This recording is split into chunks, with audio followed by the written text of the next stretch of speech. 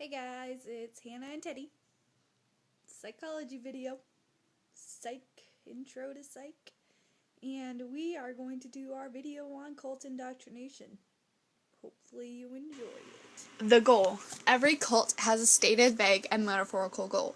Because this goal must serve as an illuminated eye of the pyramid, it cannot be attainable. A charismatic leader. All cults, whether spiritual or mundane, have a charismatic figurehead. The leader must be someone whose speech, manner, and energy exert inexplicable influence. Sacred doctrine. Most cults have a sacred text or doctrine. Often a cult will adopt an established text like the Bible or the Quran. Divine coincidence. New members must learn of the cult as if by grace. Positive results through commitment. While discovery and introduction are almost always free, the newcomer is told that he will experience satisfaction only when he has made a financial or equivalent commitment. Extraordinary measures. Once new members have made their initial surrender or contribution to the cult, they are asked to do something that contradicts their judgment.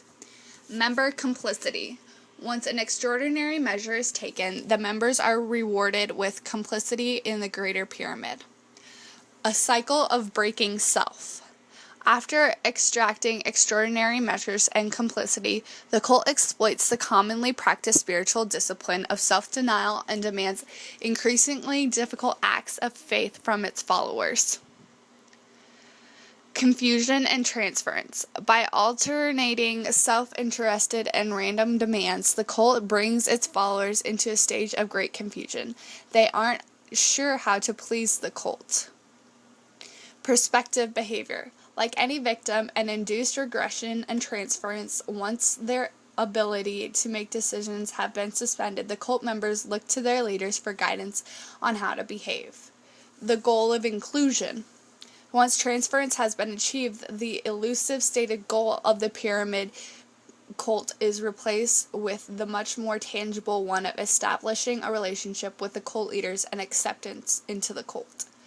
Never expose uncertainty to those lower in the pyramid. By the time a member is this far into the cult, he or she is required to preserve the illusion of its cohesion and perfection. Never expose uncertainty to those higher in the pyramid.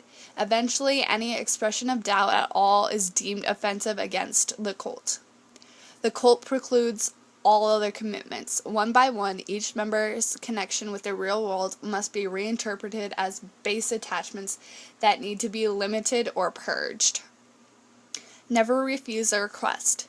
A member may never refuse a request made by a cult leader or in the name of the cult. To do so is to place some other value ahead of the sanctity of the group.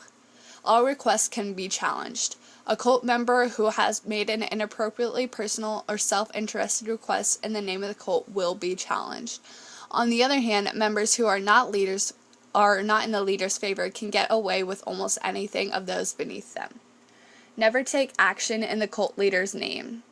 The cult leaders are free from all responsibility. To make a request in the cult leader's name is to blame the cult leader for anything that might result. To claim, I divorced my wife because the leader told me to, is to refuse responsibility for your own actions. Act automatically. Members must strive to act in accordance with the leader's wishes without thinking. Witness and acceptance leader's fault. Once they've reached the highest level of the cult pyramid, members are privy to their leader's darkest actions. Members must also come to terms with the abusive behavior of their leaders. And lastly, the cult leaders are perfection. The final stage of this cult indoctrination is to accept the leaders as if they are perfect center of the universe from which all else derives. Hey Teddy, what was your favorite part of the video? He's a man of few words, but oh well. Hopefully you guys understood the 20 steps to destructive cult indoctrination. I know it was a lot into a little amount of time, but I hope it kind of sunk in a little bit. Thanks again for watching my video. Bye guys!